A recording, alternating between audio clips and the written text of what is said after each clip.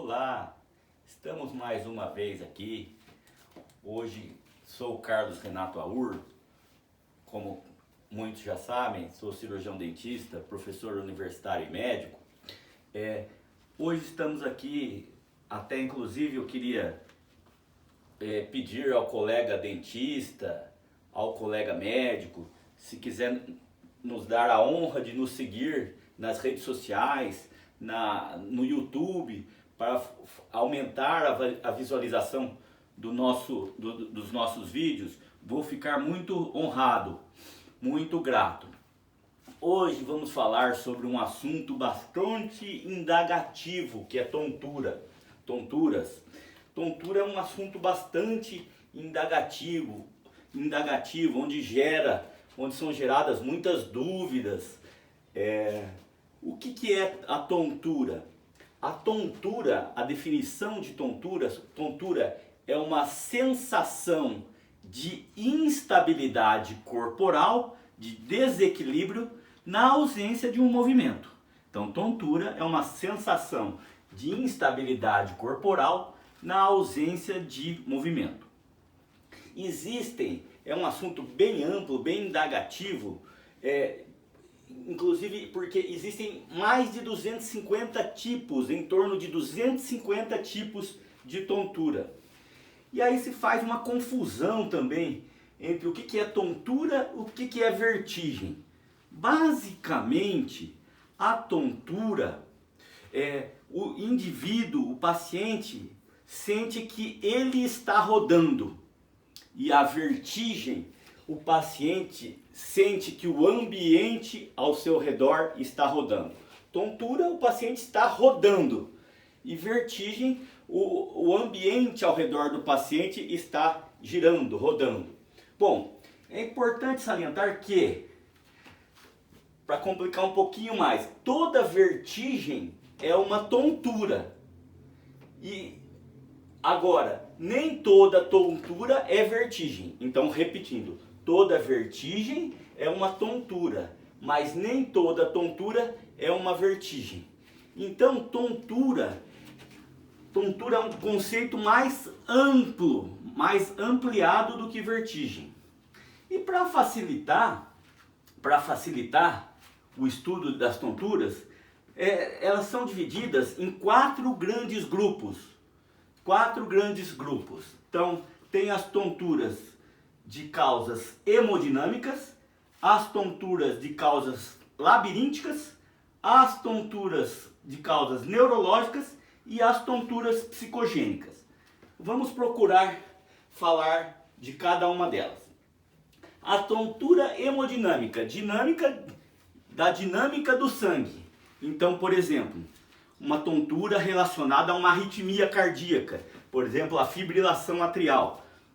É uma arritmia cardíaca. O coração não bombeia o sangue para o cérebro e a pessoa tem tontura. Aí muitas vezes até esse sangue não vai para o cérebro, a pessoa sincopa. Ela tem uma síncope, ela desmaia. Por que ela tem uma síncope? Porque a cabeça, o cérebro, ela cai no chão. Por que ela vai para o chão?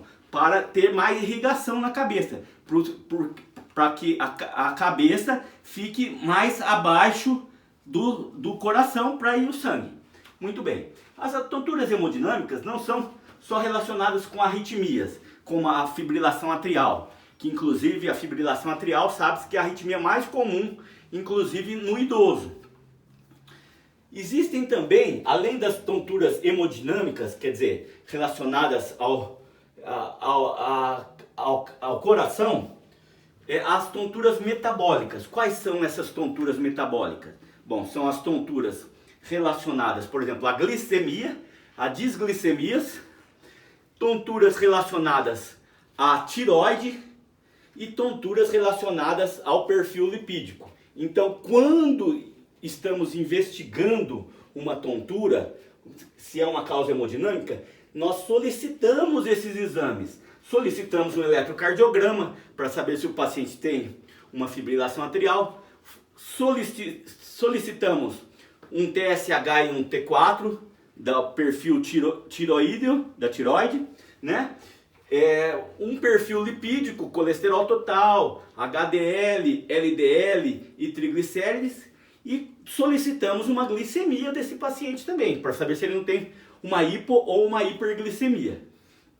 Muito bem, essas são o primeiro grupo, as tonturas hemodinâmicas.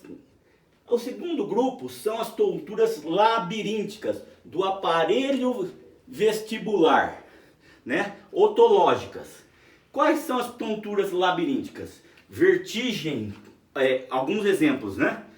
Paroxística posicional benigna. O que é vertigem? Vertigem tontura paroxística, porque ela é aguda. Posicional, porque é relacionada à posição. E benigna, porque é benigna. Muito bem. A vertigem paroxística posicional benigna, só elucidando, o tratamento dela é com uma manobra. Bom, a vertigem paroxística posicional benigna, para você diagnosticar ela, você faz uma manobra com o paciente que chama manobra de Dix-Hallpike. Que é Dix? Dix de diagnóstico, né? Para ficar fácil de lembrar. Dix-Hallpike é uma manobra diagnóstica. E a manobra de Epley é uma manobra terapêutica. Muito bem, futuramente, quem sabe a gente coloca um outro vídeo. Também uma tontura labiríntica, que não é muito comum, é a doença de Meniere, ou síndrome de Meniere. Na síndrome de Meniere, o indivíduo tem hipoacusia, quer dizer, diminuição de audição, zumbido e plenitude auricular. Que é a plenitude auricular? A sensação de ouvido tampado. Aí se faz o diagnóstico de síndrome de Meniere, que não é uma síndrome, uma doença muito comum. Bom, exemplos de labirínticas são essas. As tonturas neurológicas relacionadas ao indivíduo que teve um AVC de tronco cerebral, mesencéfalo, ponte, bulbo, um AVC de cerebelo, onde sabemos que há o controle do equilíbrio, e as vertigens, ao contrário das benignas, paroxísticas posicionais benignas, as vertigens paroxísticas agudas posicionais centrais, que são relacionadas às VPPC, relacionadas ao cérebro e às estruturas contíguas. Essas são causas mais perigosas. E também tem as vertigens psicogênicas, relacionadas à depressão, à ansiedade. Eu não coloquei aqui aos transtornos dissociativos, mas o aspecto psicológico também pode levar a quadro de tontura. Agora, talvez um dos fatos,